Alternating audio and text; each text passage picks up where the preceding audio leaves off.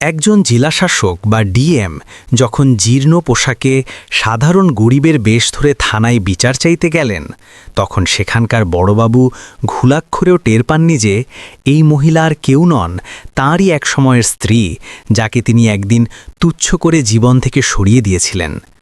ভাগ্যের কি নির্মম পরিহাস!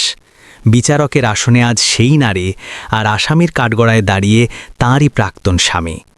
বন্ধুরা, এটি কোনো সিনেমার গল্প নয়, এটি একটি সত্য ঘটনা, যা হার না মানা জেদ, ভেঙে যাওয়া সম্পর্ক এবং পুনরায় জেগে ওঠার এক অদ্ভুত উপাখ্যান। চলুন শোনা যাক সেই রোমহর্ষক কাহিনী। শহরের এক প্রান্তে অবস্থিত এক জরাজীর্ণ বস্তিতে বাস করত সুজয়। সরু গলি, নড়বড়ে টিনের চাল আর চারপাশে দারিদ্র্যের ছাপ, এটাই ছিল তার রোজকার দৃশ্য। সেই বস্তিরই এক কোণে একটি ছোট্ট ভাড়া বাড়িতে সুজয় তার স্ত্রী প্রিয়ার সাথে সংসার পেতেছিল।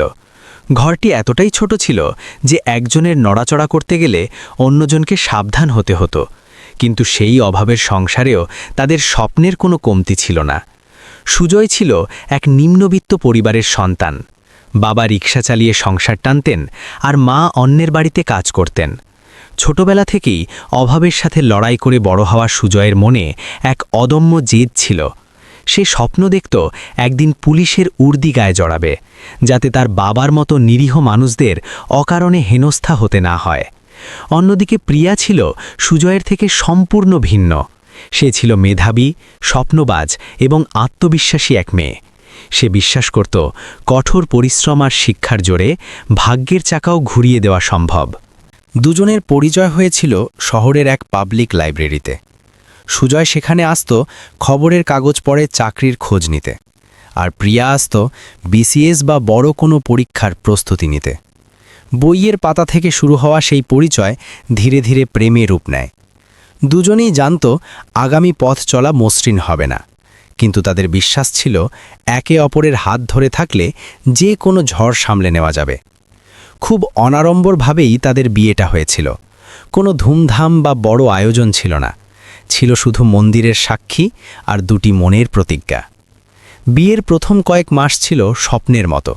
সুজয় দিন রাত এক করে চাকরির জন্য কোচিং আর শরীরচর্চা করত, আর প্রিয়া সংসারের সৎ কাজ সামলে নিজের পড়াশোনা চালিয়ে যেত। রাতে ছাদের নিচে বসে দুজন মিলে রঙিন ভবিষ্যতের স্বপ্ন বুনত। সুজয় নিজেকে পুলিশ অফিসার, আর প্রিয়া নিজেকে উচ্চপদস্থ কর্মকর্তা হিসেবে কল্পনা করত। কিন্তু বাস্তব বড় কঠিন। সময়ের সাথে সাথে সুজয়ের চাকরি না হওয়ায় হতাশা বাড়তে লাগল। প্রতিবেশী আর আত্মীয়দের কটু কথা তীরের মতো বিঁধত। সংসার চলবে কি করে? বাধ্য হয়ে প্রিয়া একটি ছোটখাটো চাকরি জোগাড় করে নিল। বেতন খুব বেশি না হলেও সংসারের হাল ধরার জন্য সেটাই ছিল অনেক। কিন্তু এখান থেকেই তাদের সম্পর্কের ফাটল ধরতে শুরু করল। সুজয়ের মনে পুরুষতান্ত্রিক অহংকার ধীরে ধীরে দানা বাঁধতে শুরু করল। তার মনে হতে লাগল সমাজ তাকে তার স্ত্রীর উপার্জনের ওপর নির্ভরশীল ভাবছে। প্রিয়া সবসময় বোঝানোর চেষ্টা করত যে এটা কোনো হার জিতের লড়াই নয়, বরং সময়ের অপেক্ষা মাত্র। সে আরও বড় স্বপ্ন দেখছিল, সিভিল সার্ভিস পরীক্ষার প্রস্তুতি নিতে চাইছিল। কিন্তু সুজয়ের ভয় ছিল অন্য জায়গায়। সে ভয় পাচ্ছিল প্রিয়া যদি তার চেয়ে অনেক বেশি সফল হয়ে যায়, তবে তার পৌরুষের কি হবে? তুচ্ছ বিষয় নিয়ে অশান্তি শুরু হলো। এত পড়াশোনা করে কি হবে? সংসারের দিকেও তো নজর দেওয়া উচিত। এমন সব কথায় প্রিয়া মানসিকভাবে বিপর্যস্ত হতে লাগল। সে চুপ করে থাকত ঠিকই, কিন্তু ভেতরে ভেতরে তার মন ভেঙে যাচ্ছিল। একদিন ঝগড়া চরমে পৌঁছালো এবং রাগের মাথায় বিচ্ছেদের কথা উঠে এলো। কেউ ভাবেনি যে রাগের মাথায় বলা একটা শব্দ তাদের সাজানো সংসার তছনছ করে দেবে। দুই পরিবারের মধ্যস্থতা কোনো কাজে এলো না। সমাজের চাপে আর নিজেদের জেদের কারণে বিচ্ছেদ অনিবার্য হয়ে উঠল। প্রিয়া অনেক বোঝানোর চেষ্টা করেছিল, কিন্তু সুজয় নিজের ব্যর্থতা আর অহংকারের কারণে কিছুই শুনতে চায়নি। আদালত চত্বরে দাঁড়িয়ে প্রিয়ার চোখে জল ছিল, কিন্তু গলায় ছিল ইস্পাত কঠিন দৃঢ়তা। যাওয়ার আগে সে শুধু বলেছিল, আজ আমি শূন্য হাতে ফিরছি, কিন্তু ভেঙে পড়িনি। একদিন নিজেকে প্রমাণ করে তবেই ফিরব। সুজয় সেদিন কোনো উত্তর দিতে পারেনি। হয়তো তার অহংকার তার বাকশক্তি কেড়ে নিয়েছিল। আইনি প্রক্রিয়ায় কাগজে সই হলো, সম্পর্ক শেষ হলো। কিন্তু মনের টান কি অত সহজে ছেড়া যায়? বিচ্ছেদের পর প্রিয়া শহর ছেড়ে চলে গেল। সে প্রতিজ্ঞা করেছিল পেছনের দিকে আর ফিরে তাকাবে না। একটি ছোট্ট ঘর ভাড়া নিয়ে সে দিন রাত পড়াশোনায় ডুবে গেল। কখনো আধপেটা খেয়ে, কখনো না খেয়ে দিন কাটিয়েছে, কিন্তু তার চোখের আগুন নিভতে দেয়নি। প্রতিবার ক্লান্ত লাগলে তার মনে পড়ত সুজয়ের সেই অবজ্ঞা আর ভয়ের কথাগুলো, আর সেটাই তাকে নতুন শক্তি যোগাত। অন্যদিকে সুজয়ও শান্তিতে ছিল না। বিচ্ছেদের পর সে নিজেকে আরও গুটিয়ে নিল। সেও নিজেকে প্রমাণ করার জেদ চেপে ধরল। পৃথিবীকে নয়, হয়তো নিজের বিবেককে শান্ত করতেই সে পড়াশোনায় মন দিল। বছর পেরিয়ে গেল, দুজন দুটি ভিন্ন শহরে নিজেদের লড়াই চালিয়ে যেতে লাগল। নির্ঘুম রাতে প্রিয়ার মনে পড়ত সেই ছাদের কথা, যেখানে একসময় তারা একসঙ্গে স্বপ্ন দেখত। আর সুজয়ের কানে বাজত প্রিয়ার সেই আশ্বাসবাণী, আমরা পারব। বিচ্ছেদ তাদের শরীরকে আলাদা করেছিল, কিন্তু তাদের সংগ্রামের আগুন ছিল এক। প্রিয়া যে নতুন শহরে গিয়েছিল সেখানে তাকে কেউ চিনত না। জানলা দিয়ে কেবল ইটের দেওয়াল দেখা যায় এমন এক ঘরে তার পৃথিবী সীমাবদ্ধ হয়ে গেল। সকালে ঘুম ভাঙা থেকে রাতে ঘুমানো পর্যন্ত শুধুই বই আর বই। অনেক সময় পকেটে টাকা থাকত না, একবেলা খেয়ে দিন পার করত। তবু সে হাল ছাড়েনি। প্রতিটি ব্যর্থতা তাকে আঘাত করত। প্রিলিমস বা মেন্স পরীক্ষায় আটকে গেলে সে হতাশ হতো। ছাদে গিয়ে আকাশের দিকে তাকিয়ে থাকত, কিন্তু পরমুহূর্তেই নিজেকে মনে করাতো আজ হারলে চলবে না, তাহলে সেই পুরনো অপমান আবার ফিরে আসবে। সুজয়ের জীবনও কুসুমাস্তীর্ণ ছিল না। বিচ্ছেদের পর সে নিজের ঘরে একাই থাকত। যে ঘরে একসময় প্রিয়ার হাসির শব্দ ছিল, সেখানে এখন শুধুই নিস্তব্ধতা। শুরুতে সে নিজেকে শক্ত দেখানোর ভান করত, কিন্তু একাকী রাতগুলো তার জন্য অসহ্য হয়ে উঠত। তবুও সে নিজেকে সামলে নিয়ে পুলিশের চাকরির প্রস্তুতিতে দ্বিগুণ উৎসাহে ঝাঁপিয়ে পড়ল। মাঝে মাঝে মনে হতো সব ছেড়ে দিই, কিন্তু তখন মনে পড়ত প্রিয়াকে সে যে কারণে হারিয়েছে সেই কারণটা তাকে চিরকাল দগ্ধ করবে। কঠোর পরিশ্রমের ফল একদিন মিলল। কয়েক বছর পর এক সকালে খবরের কাগজের পাতায় প্রিয়া নিজের নাম জলজল করতে দেখল।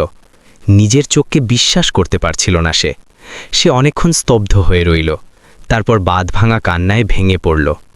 এই কান্না দুঃখের ছিল না, ছিল বছরের পর বছর জমে থাকা যন্ত্রণার মুক্তির। সে তার মাকে ফোন করে খবরটি দিল, তারপর ফোন রেখে মাটিতে বসে পড়ল। এই বিজয়ের মুহূর্তে তার সুজয়ের কথা খুব মনে পড়ছিল, কিন্তু সে যোগাযোগ করল না, কারণ কিছু সম্পর্ক সময়ের আগেই শেষ হয়ে যায়, আর তাকে জোড়া লাগানো উচিত নয়। অন্যদিকে সুজয়ের পরিশ্রমও সফল হল। দেরিতে হলেও সে সাব ইন্সপেক্টর বা দারোগার পদ পেল। প্রথমবার পুলিশের উর্দি পরে আয়নার সামনে দাঁড়িয়ে সে নিজেকে অনেকক্ষণ দেখল। মনে আনন্দ ছিল, কিন্তু বুকের ভেতরটা কেমন যেন ফাঁকা লাগছিল। ইস, আজ যদি প্রিয়া পাশে থাকত, তবে এই আনন্দ পূর্ণতা পেত। কিন্তু সময় তো আর ফিরে আসে না। সুজয়ের পোস্টিং হলো এমন এক থানায় যেখানে সব সময় অভিযোগ আর সমস্যার পাহাড় জমে থাকত। ওপরতলার চাপ আর নিচের তলার দুর্নীতি। শুরুতে সে সবকিছু ঠিক করার চেষ্টা করল, কিন্তু ধীরে ধীরে সে বুঝতে পারল এই ঘুণে ধরা সিস্টেমে একা লড়াই করা কঠিন। কখনো কখনো বাধ্য হয়ে তাকে অন্যায়ের সাথে আপোষ করতে হতো, আর তখনই তার বিবেক তাকে দংশন করত। সে বুঝত যে অন্যায়ের বিরুদ্ধে লড়বে বলে সে পুলিশ হতে চেয়েছিল, আজ সে নিজেই সেই সিস্টেমের অংশ হয়ে গেছে। ঘটনাক্রমে প্রিয়ার পোস্টিং হলো সেই একই জেলায় যেখানে সুজয় কর্মরত। প্রথমবার সরকারি গাড়িতে করে যখন সে জেলা পরিদর্শনে বেরোল, তখন সে অনুভব করল তার কাঁধের দায়িত্ব কতটা ভারী। ফাইলের স্তূপ আর মানুষের প্রত্যাশা। সে জানত শুধু চেয়ার বদলালেই মানুষ বদলায় না, যদি না নিয়ত পরিষ্কার থাকে। অল্পদিনেই তার কাছে ভুরি ভুরি অভিযোগ আসতে শুরু করল। তার মধ্যে বেশিরভাগ অভিযোগই ছিল একটি নির্দিষ্ট থানার বিরুদ্ধে। সেখানে গরিবদের কথা শোনা হয় না, ডায়েরি করতে টাকা চাওয়া হয়, আর মেয়েদের ঘণ্টার পর ঘণ্টা বসিয়ে রাখা হয়। প্রিয়া প্রথমে লিখিত জবাব চাইল, কিন্তু গদবাধা উত্তরে সে সন্তুষ্ট হল না। সে ঠিক করল সত্য জানতে হলে ফাইলের পাতায় নয়, সরাসরি ময়দানে নামতে হবে। সারা রাত প্রিয়া ঘুমাতে পারল না। মাথায় হাজারো প্রশ্ন। সাধারণ মানুষের জন্য কি ন্যায় বিচার শুধুই প্রহসন? অবশেষে সে সিদ্ধান্ত নিল ছদ্মবেশে নিজে গিয়ে সব দেখবে। পরদিন সকালে সে দামি পোশাক ছেড়ে সাধারণ এক মলিন শাড়ি পরল। সাথে কোনো নিরাপত্তারক্ষী নেই, সরকারি গাড়ি নেই, একদম সাধারণ এক অসহায় নারী। থানার দিকে এগোতে গিয়ে তার বুক কাঁপছিল। সে জানত না ভেতরে কি অপেক্ষা করছে, আর এটাও জানত না যে তার অতীত আজ তার সামনে এসে দাঁড়াবে। থানার গেটে দাঁড়িয়ে সে এক দীর্ঘশ্বাস ফেলল। মনে মনে ভাবল, যদি অভিযোগগুলো সত্যি হয় তবে সে শুধু আদেশ দেবে না, এক দৃষ্টান্ত স্থাপন করবে। সে কল্পনাও করতে পারেনি যে কয়েক মুহূর্তের মধ্যে তার জীবনের সবচেয়ে বড় ধাক্কাটি তার জন্য অপেক্ষা করছে। সে ভেতরে ঢুকল। ডিউটিতে থাকা সিপাহীরা তাকে তাচ্ছিল্যের দৃষ্টিতে দেখল। একজন তো ধমক দিয়ে বলল, কি চাই, এখন সময় নেই, পরে আসো। প্রিয়া কোনো কথা না বলে চুপচাপ এক কোণে বেঞ্চে বসে রইল। অপেক্ষা করতে করতে তার পুরনো স্মৃতির ক্ষতগুলো আবার টাটকা হয়ে উঠল। একসময় সেও এভাবেই সরকারি অফিসের দাঁড়ে দাঁড়ে ঘুরেছে। আজ সে ক্ষমতায়, কিন্তু সাধারণ মানুষের দুর্ভোগ সেই একই রয়ে গেছে। কিছুক্ষণ পর ডাক এলো। প্রিয়া ধীর পায়ে বড়বাবুর ঘরের দিকে এগিয়ে গেল। দরজাটা আধখোলা ছিল। ভেতরে উকি দিতেই তার পা আটকে গেল। নিঃশ্বাস বন্ধ হয়ে আসার উপক্রম হল। ওপাশের চেয়ারে মাথা নিচু করে ফাইলে চোখ বুলিয়ে যাচ্ছে যে মানুষটি, তাকে সে চেনে, খুব ভালো করে চেনে। সেই একই মুখ, সেই চোখ, শুধু এখন পরনে পুলিশের উর্দি আর মুখে কঠোরতার ছাপ। সুজয়। মুহূর্তের জন্য দুজনের চোখাচোখি হল। সময় যেন থমকে গেল। কোনো শব্দ নেই, নড়াচড়া নেই। দুজনেই দুজনকে চিনতে পারল, কিন্তু কেউ কোনো কথা বলল না। সুজয়ের হাত কেঁপে উঠল। তার মনে হল ফেলে আসা অতীতের সব ঝগড়া, অভিমান আর বিচ্ছেদ যেন মূর্ত হয়ে সামনে দাঁড়িয়ে আছে। প্রিয়ার হৃৎস্পন্দন বেড়ে গেল, কিন্তু সে নিজেকে সামলে নিল। সে আজ এখানে ব্যক্তিগত পরিচয় নয়, সত্য উদ্ঘাটনে এসেছে। সুজয় নিজেকে সামলে নিয়ে খুব কাঠখোট্টাভাবে জিজ্ঞেস করল, কি সমস্যা আপনার? প্রিয়া মাথা নিচু করে তার বানানো গল্প বলতে শুরু করল। তার গলায় ছিল একজন অসহায় নারীর আরতি, আর সুজয় তা শুনছিল কান দিয়ে নয়, বরং তার অপরাধ বোধ দিয়ে। এখান থেকে এই গল্পটি নিল এক নতুন মোড়, যা না প্রিয়া ভেবেছিল, না সুজয়। এখন দেখার বিষয়, সুজয় কি করে, মানবিকতাকে বেছে নেয় নাকি ভয়কে। ঘর জুড়ে এক ভারী নীরবতা। বাইরে হইচই চললেও এই ঘরে তখন পিন পতন নিস্তব্ধতা। সুজয় ফাইলের কোণ শক্ত করে চেপে ধরেছিল। তার সামনে বসা এই মলিন বেশের নারী যে প্রিয়া, তাতে তার কোনো সন্দেহ ছিল না। তবুও সে অভিনয় চালিয়ে গেল। প্রিয়াও জানত সামনে বসা এই দারোগা তার প্রাক্তন স্বামী, যার সাথে একসময় সে সুখের সংসার করার স্বপ্ন দেখেছিল। আজ ভাগ্যের ফেরে একজন বিচারক, অন্যজন অভিযুক্ত। যদিও ভূমিকাটা তখনও স্পষ্ট হয়নি। প্রিয়া কাঁপা কাঁপা গলায় অভিযোগ জানালো যে গ্রামের প্রভাবশালীরা তার জমি দখল করে নিয়েছে এবং পুলিশ কোনো ব্যবস্থা নিচ্ছে না। তার চোখে মুখে ছিল মিথ্যে অসহায়ত্ব, কিন্তু কণ্ঠে ছিল সত্যের তেজ। সুজয় মনোযোগ দিয়ে শুনছিল। প্রতিটি শব্দ তার বুকে তীরের মতো বিঁধছিল, কারণ সে জানত এটা শুধু গল্প নয়, এটাই এখানকার নগ্ন বাস্তবতা। সুজয় নিয়মমাফিক প্রশ্ন করতে লাগল, কাগজপত্র আছে, সাক্ষী আছে, আগে কোথায় অভিযোগ করেছেন? প্রিয়া সব প্রশ্নের উত্তর দিয়ে গেল, নিজেকে আরও অসহায় হিসেবে তুলে ধরল, যাতে দেখা যায় এই সিস্টেম কতটা নির্দয় হতে পারে। সুজয়ের মনে পড়ে যাচ্ছিল একসময় প্রিয়াও এভাবেই দিনের পর দিন লড়াই করেছে, আর সে পাশে দাঁড়াতে পারেনি। কিছুক্ষণ পর সুজয় সেই গতানুগতিক কথাটি বলল যা সচরাচর বলা হয়, বিষয়টা দেখতে হবে, আজ যান কাল আসবেন। এ কথা বলেই সে চোখ বন্ধ করে নিল। সে জানত সে তাই করছে যা উপরতলার চাপে তাকে করতে হয়, কিন্তু তার মন বলছিল সামনের এই নারী সাধারণ কেউ নন, এ তার জীবনের সেই অংশ যাকে সে নিজের হাতে ধ্বংস করেছে। প্রিয়া দীর্ঘশ্বাস ফেলে বলল, স্যার, অনেক দূর থেকে এসেছি, আজই যদি একটু দেখতেন। তার কণ্ঠে মিনতি ছিল, যা সুজয়কে ভেতর থেকে দুমড়ে মুছড়ে দিচ্ছিল। সুজয় এদিক ওদিক তাকালো। বাইরে কনস্টেবল পাহারায়। সে ইশারা করে দরজাটা ভিড়িয়ে দিতে বলল। তারপর উঠে জানলার কাছে গিয়ে দাঁড়ালো। বাইরে সেই একই বস্তি, একই দারিদ্র্য। তার মনে হলো সে আজ কোন দিকে দাঁড়িয়ে আছে। সে কি শুধুই উর্দির দাস, নাকি একজন মানুষও? সে ফিরে এসে চেয়ারে বসল। গলার স্বর এবার কিছুটা নরম। ঠিক আছে, দরখাস্তটা দিন। প্রিয়া মনে মনে স্বস্তি পেল, কিন্তু পরীক্ষা এখনও শেষ হয়নি। সে দেখতে চাইছিল এই পরিবর্তন কি ভয়ের কারণে নাকি বিবেকের তাড়নায়। সে ধীরে ধীরে কাগজ বের করে লিখতে শুরু করল। ঠিক তখনই বাইরে থেকে এক কনস্টেবল এসে খবর দিল, স্যার, বড় স্যারের ফোন এসেছে। সুজয়ের মুখ আবার শক্ত হয়ে গেল।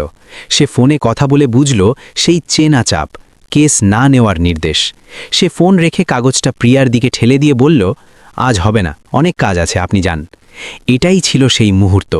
প্রিয়া বুঝল এবার পর্দা সরানোর সময় হয়েছে। সে চেয়ার ছেড়ে উঠে দাঁড়ালো। তার ভঙ্গিমায় আর সেই অসহায় ভাব নেই, বরং আছে এক কর্তৃত্বের ছাপ। সে দরাজ গলায় বলল, দারোগাবাবু, আপনি চেয়ারে বসে সিদ্ধান্ত বদলাতে পারেন, কিন্তু সত্য বদলাতে পারেন না। সুজয় চমকে উঠল। সে সরাসরি প্রিয়ার চোখের দিকে তাকালো। সেই চোখে ভয় নেই, আছে সেই চেনা আত্মবিশ্বাস। প্রিয়া তার পার্স থেকে একটি ভিজিটিং কার্ড বের করে টেবিলে রাখল। আমার নাম প্রিয়া, আর আমি এই জেলার নতুন জেলা শাসক। মুহূর্তের জন্য সুজয়ের মনে হল পায়ের নিচ থেকে মাটি সরে গেছে। তার কান ভো ভো করতে লাগল। বাইরের কনস্টেবলরা বিস্ময়ে হতভম্ব। পুরো থানা যেন স্তব্ধ হয়ে গেল। সুজয়ের চোখের সামনে ভেসে উঠল তাদের অতীত, সেই বিচ্ছেদ, সেই অপমান। সে বুঝল আজ শুধু একটি মামলার নয়, তার পুরো জীবনের বিচার হতে চলেছে। প্রিয়া কঠোর স্বরে বলল, আমি এখানে তোমাকে চিনতে আসিনি, এই সিস্টেমটাকে পরীক্ষা করতে এসেছিলাম। তার গলায় যেমন ছিল শাসন, তেমনি ছিল চাপা কষ্ট। আজ যদি আমি ডিএম না হতাম, তবে কি আমার অভিযোগ নেওয়া হতো না? সুজয় চেয়ার ছেড়ে উঠে দাঁড়ালো। তার গলা ধরে এলো, না, হয়তো হতো না। এই স্বীকারোক্তি ছিল তার পরাজয়, কিন্তু একই সাথে সত্যের জয়। প্রিয়া সাথে সাথে আদেশের সুরে বলল, এখনই তদন্ত শুরু হবে। যাদের বিরুদ্ধে অভিযোগ ছিল তাদের বিরুদ্ধে তাৎক্ষণিক ব্যবস্থা নেওয়া হলো। সেই মুহূর্তে প্রিয়া যে গরিব মহিলার অভিযোগ নিয়ে এসেছিল, তার মামলাটিও দায়ের করা হলো। থানা সাক্ষী থাকল এক নজিরবিহীন ঘটনার। কিন্তু এই প্রশাসনিক নাটকের আড়ালে চলছিল এক ব্যক্তিগত ট্র্যাজেডি। সব নির্দেশ দেওয়ার পর প্রিয়া কিছুক্ষণের জন্য ঘরটিতে রয়ে গেল। সে সুজয়ের দিকে তাকালো। এখন তার চোখে রাগ নেই, আছে শুধুই ক্লান্তি। তোমার মনে আছে? সে মৃদু স্বরে বলল, আমিও এক সময় এভাবেই লাইনে দাঁড়িয়ে থাকতাম। সুজয়ের চোখ দিয়ে জল গড়িয়ে পড়ল। সে মাথা নিচু করে বলল, আমাকে মাফ করে দাও। আমি তখন ভয় পেয়েছিলাম, তোমাকে বিশ্বাস করতে পারিনি। এই ক্ষমা ভিক্ষা কোনো অফিসারের নয়, এক অনুতপ্ত মানুষের। প্রিয়া কোনো উত্তর দিল না, শুধু যাওয়ার আগে বলল, আজ তুমি প্রথমবার সঠিক কাজ করার সুযোগ পেয়েছ, এটাকে শেষ হতে দিও না। প্রিয়া বেরিয়ে গেল। পেছনে পড়ে রইল সুজয়, একজন মানুষ যে আজ নিজের পেশা এবং অতীত দুটোরই মুখোমুখি হয়েছিল। সে বুঝতে পারল এই গল্প এখনো শেষ হয়নি। থানা থেকে বেরিয়ে প্রিয়ার বুকটা হালকা লাগছিল। সে যা দেখতে চেয়েছিল তা দেখেছে। সরকারি গাড়িতে বসে সে চোখ বুজল। মাথায় তখনও ঘুরছিল সুজয়ের সেই নতজানো মুখ। সে জানত আজকের দিনটি অনেকগুলো জীবনের মোড় ঘুরিয়ে দিয়েছে।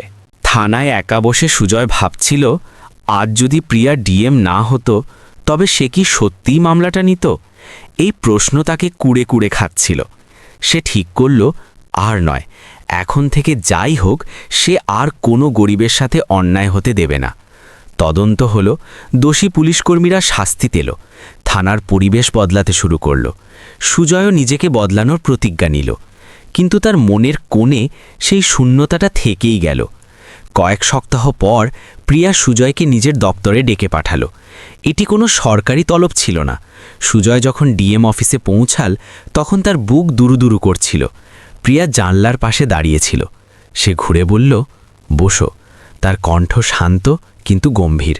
সুজয় বলল, আমি যা করেছি তার কোনো ক্ষমা নেই।